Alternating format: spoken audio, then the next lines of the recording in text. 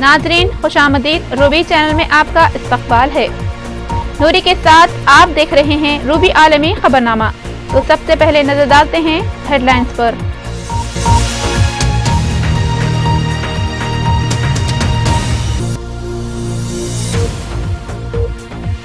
सरकार की जानिब से फराहम करदा 5 कमरों पर मुश्तमिल मकान कबूल करने से दिल्ली वजीर आला अरविंद केजरीवाल ने किया इनकार।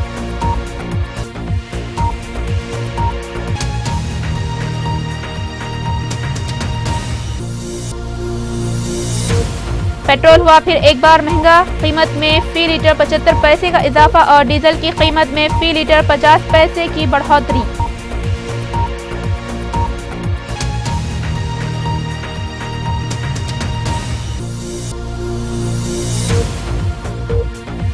बांग्लादेश में ऐन इंतखाबात से कबल 45 घंटों की हड़ताल का ऐलान, इंतखाबात मुतासिर होने के इम्कान।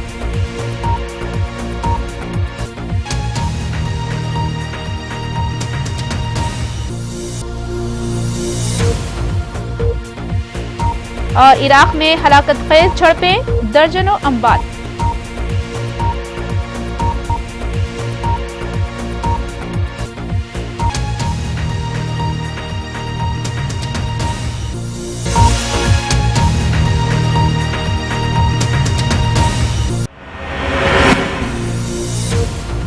हेडलाइंस आपने देख ली है, अब बढ़ते हैं खबरों की तफसील की जानिब। 5 ख्वाबगाहों वाला सरकारी मकान अलॉट होने पर कई जानिब से नुक्ताचीनी होने के बाद दिल्ली के वजीर आला अरविंद केजरीवाल ने कहा है कि वो नए 2 मंजिला मकान में मुंतकिल नहीं होंगे। उन्होंने दिल्ली हुकूमत से कहा है कि उनके लिए एक छोटा घर तलाश किया जाए। अरविंद केजरीवाल ने मीडिया के नुमाइंदों को बताया कि दिल्ली हुकूमत ने उन्हें जो 2 मकान अलॉट किए थे उससे उनके आम हामी खुश नहीं है। कल से ही उनके दोस्तों और हामियों के फोन आ रहे हैं। वो ये कह रहे हैं कि उन्हें 5 बेडरूम वाले घर में नहीं रहना चाहिए।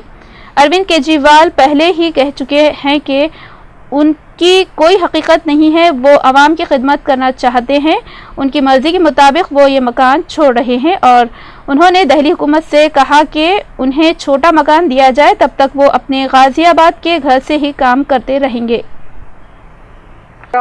मुद्दा है कि दिल्ली के अंदर एक सख्त कानून पास किया जाए भ्रष्टाचार के खिलाफ। ऐसा कानून पास किया जाए कि अगर कोई भ्रष्टाचार करे तो भ्रष्टाचारियों की रूह कांप उठे।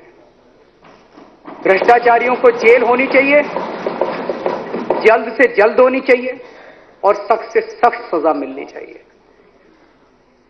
और इसी कानून के अंदर यह होना चाहिए। आज इस देश का आम आदमी जब किसी सरकारी विभाग में काम करवाने जाता है, राशन कार्ड बनवाना हो, पासपोर्ट बनवाना हो, वृद्धावस्था पेंशन लेनी हो, कुछ भी करना हो, पैसे देने पड़ते हैं। बिना पैसे के काम नहीं होता। तो इसी कानून के अंदर सिटीजन चार्टर का भी होना चाहिए कि हर काम की समय सीमा तय हो। अगर उतने समय में काम नहीं होगा, अधिकारियों को सारे रिसोर्सेज दिए जाएं ताकि वो काम कर सके समय सीमा में। लेकिन अगर उतने कम समय में काम नहीं होगा तो फिर कोई ना कोई पेनल्टी तो लगनी चाहिए उस अफसर के ऊपर। इसका भी प्रावधान इस कानून के अंदर हो। यह हमारा दूसरा मुद्दा है। आज दिल्ली के अंदर एक बड़ी अजीब व्यवस्था है।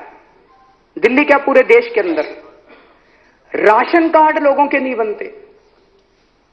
छोटी सी चीज है, राशन कार्ड बनने चाहिए, व्यवस्था के अंदर खुद ही बन जाने चाहिए।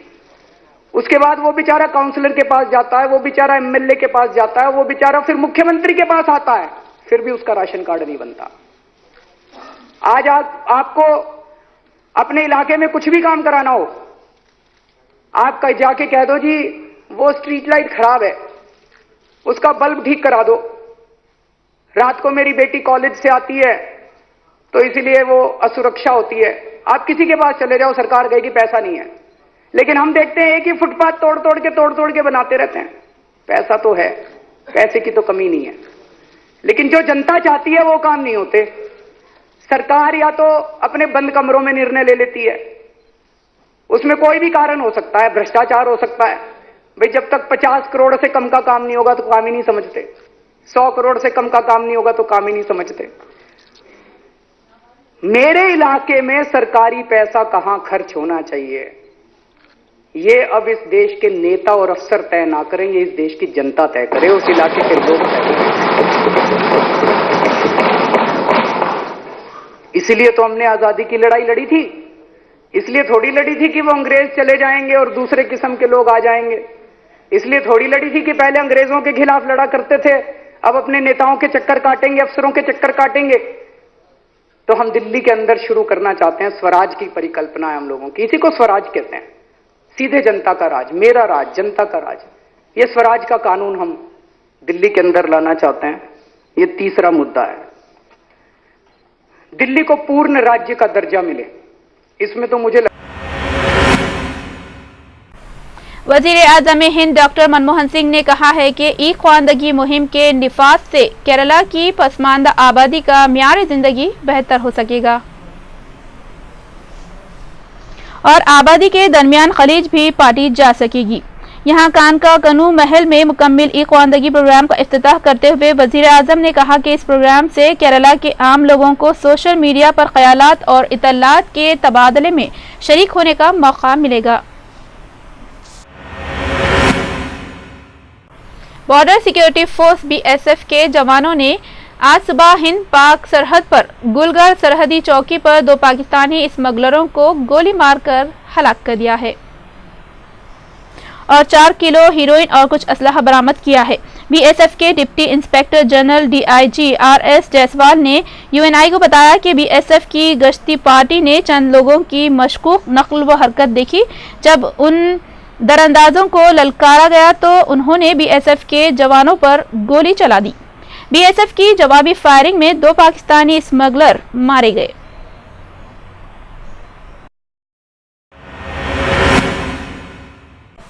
वादी कश्मीर में शदीद सर्दी बदस्तूर जारी है और लोगों को बर्फीली हवाओं से फिलहाल कोई राहत नहीं मिल रही है। वादी में सर्दी की वजह से दरख्त भी बर्फ की चादर से ढके नजर आ रहे हैं। महकमे मौसमियात के मुताबिक आइंदा 24 घंटों में मौसम खुश्क रहेगा और कुछ इलाकों में हल्की बूंदाबांदी हो सकती है।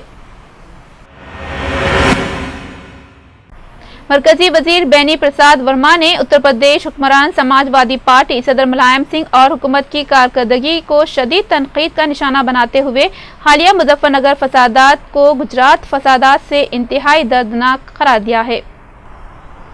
बेनी प्रसाद वर्मा ने मीडिया से बात करते हुए मुजफ्फरनगर में जारी सूरत हाल और अखिलेश यादव की सरकार पर इजहार अफसोस किया और ये इल्ज़ाम आयद किया कि उत्तर प्रदेश सरकार ने बेघर अफराद को कब्रिस्तानों के ऊपर आर्जी कैंपों में ज़िंदगी गुजारने पर मजबूर कर दिया है।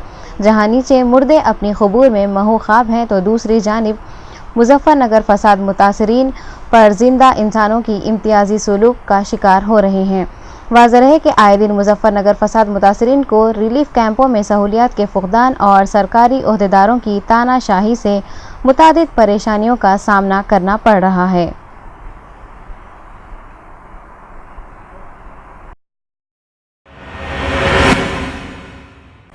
वजीर आजम डॉक्टर मनमोहन सिंह की जानिब से इस रिमार्क पर कि अगर नरेंद्र मोदी मुल्क के वजीर आजम बन जाएं तो ये मुल्क के लिए तबाहकुन होगा।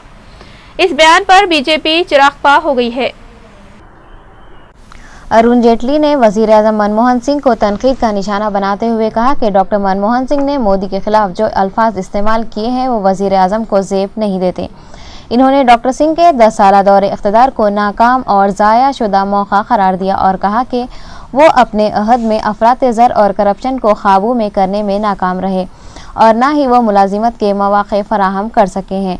इन्होंने कहा कि हिंदुस्तान जैसे तरक्की पजीर मुल्क को मनमोहन सिंह ने कोई सिमत भी अता नहीं की है।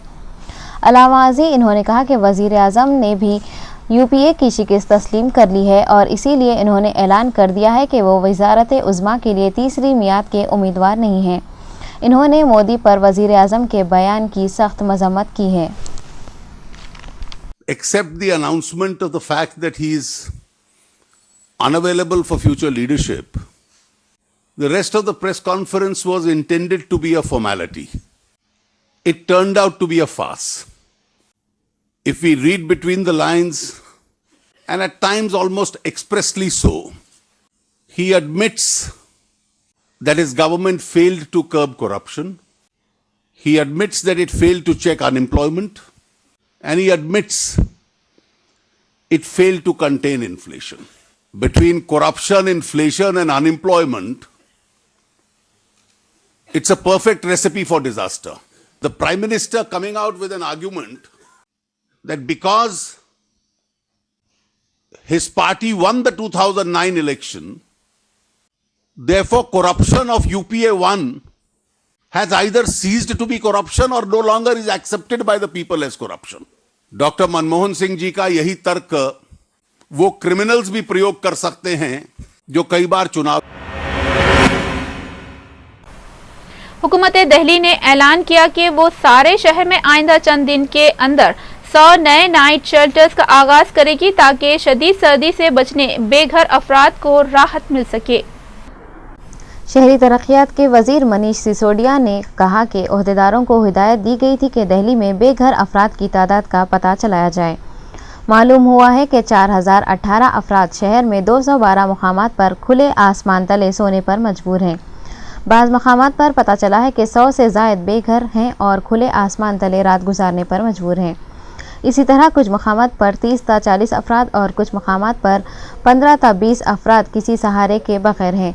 इन्होंने बताया कि चूँकि बेघर अफराद 212 मकामात पर रात गुजारते हैं, इसलिए हमें इस बात की ज़रूरत है कि तकरीबन 100 मकामात पर नाइट शेल्टर्स कायम किए जाएँ। अलावाजी इन्होंने ओहदेदारों को ये भी हिदायत दी थी कि वो इन मकामात की निशानदही करते हुए एक फहरिस्त भी तैयार करें जहाँ नाइट शेल्टर्स कायम करने की ज़रूरत है। बाज़ मकामात पर तरजीही असास पर अंदरून 3 यौम नाइट शेल्टर्स कायम कर दिए जाएंगे। इन्होंने कहा कि एक तंजीम ने शहर में 45 मकामात पर नाइट शेल्टर्स के क़याम की तजवीज़ पेश की थी और इनमें भी बेशतर मकामात पर शेल्टर्स कायम कर दिए जाएंगे। इन्होंने कहा कि हुकूमत के ऐलान के बाद कई तंजीमें भी बेघर अफराद के लिए शहर में कई मकामात पर नाइट शेल्टर्स कायम करने के लिए आगे आई हैं। जो वॉलंटियर्स हैं 20-25 वॉलंटियर्स की टीम रात को काम कर रही है और अभी मुझे नहीं पता यहाँ कोई वो खड़े हुए हैं जो नाइट शेल्टर्स लगा रहे हैं पुल के नीचे या अलग अलग कॉर्नर्स पे जहाँ इमीडिएट लगा सकते हैं हम, वहाँ काम चल रहा है। वो पोटा केबिन नहीं, हाँ जी, पोटा केबिन साहब 2-3 दिन तो लगेंगे अभी शुरू होने में लगने में। हाँ, नर्सरी का जो हेल्पलाइन है वो मुझे लगता है 15 से नर्सरी एडमिशन शुरू हो रहे हैं, उससे पहले हम शुरू कर देंगे बिकॉज अभी से फिर पूरा सेंटर खोल के बैठने की कोई जरूरत नहीं है, वो उस पर पूरा काम कर रहा है।